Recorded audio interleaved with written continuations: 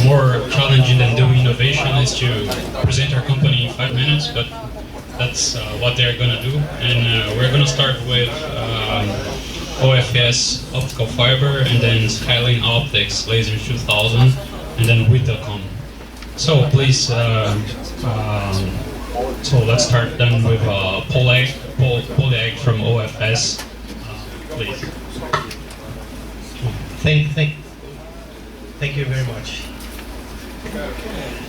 My name is Paul Erik Smith, and I am coming from OFS in Denmark. In this session, I represent OFS worldwide.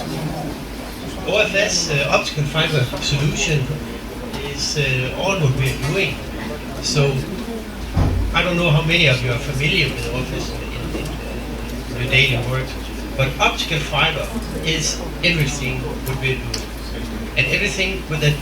Any products out of OFS, any innovation, any research is related to optical fiber.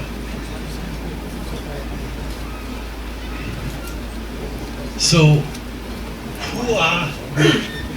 We call ourselves material scientists. In this aspect, where we're talking with innovation people like you, we do also, of course, have a lot of production. But material science is what is needed to make optical fiber. From material science to some practical solution.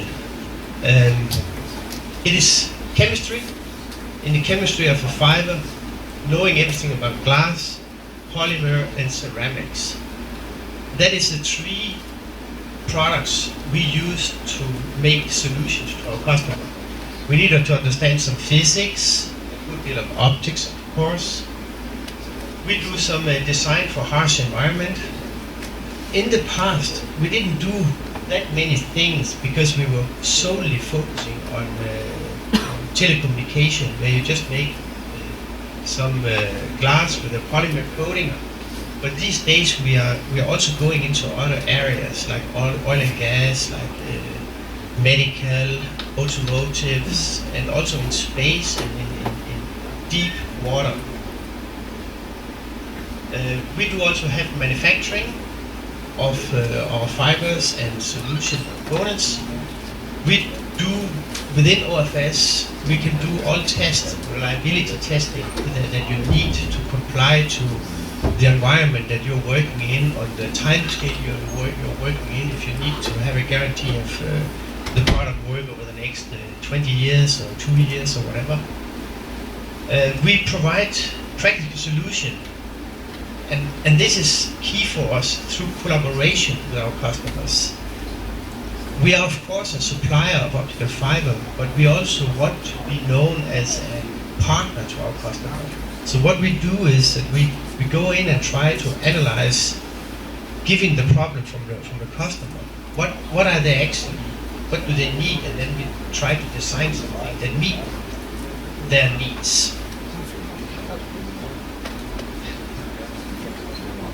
By the way, I've just been granted 5 more minutes, and I didn't prepare this presentation just to be 5 minutes, so you can ask all the questions afterwards. What we do in manufacturing, we have a very extensive setup of fiber optic capabilities, fiber preform design. I had a very nice discussion in lunch here. We do design fiber for different applications. And we do also have the manufacturing, including fiber draw and coatings. We do cable design and cable manufacturing for all kinds of application. Assembly design and fabrication, for example, if you need small antennas to put into people. Complete customization to meet the requirements, and that is done by support of our customers' R&D and our R&D. We do have a central R&D facility formerly known as Bell Labs. Now it's OFS Labs in the US. We can move anything up to high-scale production, and of course the supply chain support. Because delivering the product is not, or manufacturing the product is not all. We also need to supply it to you.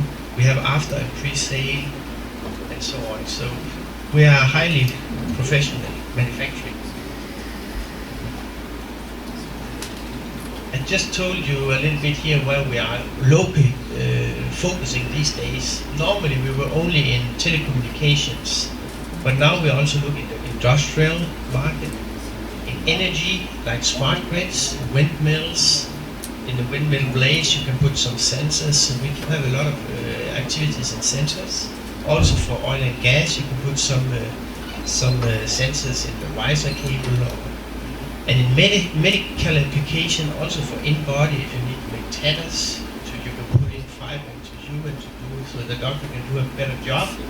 In transportation, like both in cars and in trains, you have so much data today in a car that you actually find optical network in cars and trains today. And also in aerospace, you have special fibers developed for. I think it's maybe the same for Boeing and Airbus, but they are a big customer for fiber. When you have this in-flight entertainment system, you actually transfer a lot of data, but they have very special requirements to those fiber. You don't want to have a problem when you're flying up there. In defense, like in fiber optical gyros, going into weapon or also into space, government labs, telecommunication, and lastly we also have activities in fiber lasers. And fiber laser, actually as a company, we can today provide up to kilowatt ready to use lasers together with our parent company that is Furukawa, as you can see up here, OFS Furukawa company. I did also invite the Furukawa South America to join, but haven't heard from them. But this is how we are organized. The OFS, we are part of Furukawa Electric. We depend even though we address other markets and telecommunication, we are still telecommunication, and our revenue as OFS, we are 95% telecom, but we try to enter into other segments. And Furukawa, we represent then 15% of the global Furukawa numbers.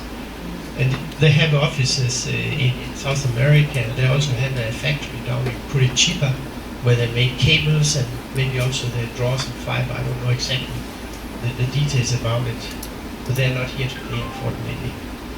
But we are about 1,500 employees worldwide, divided into telecommunication and specialty photonic, and then we have our central lab. I belong to the specialty photonic division over here, and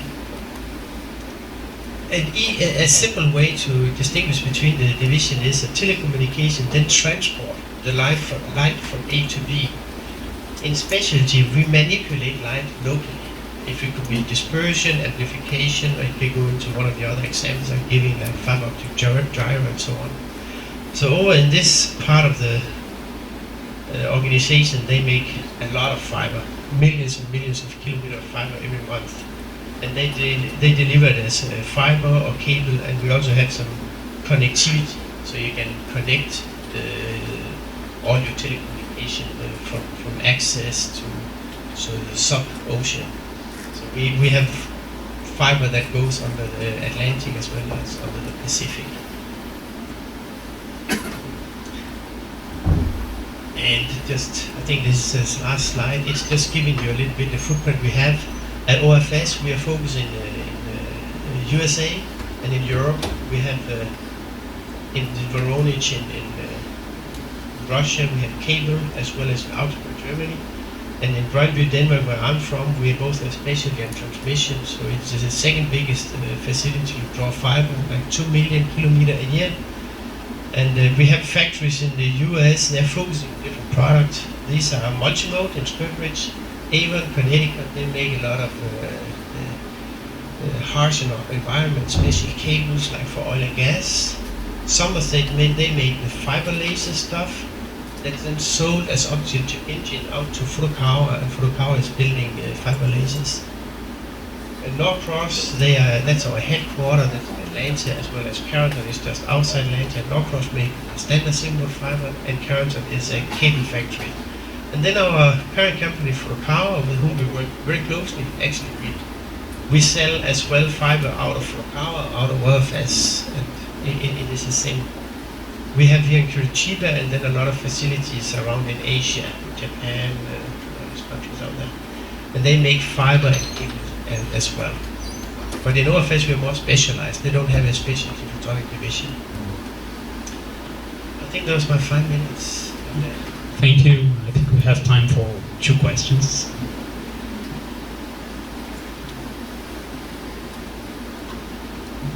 Good question.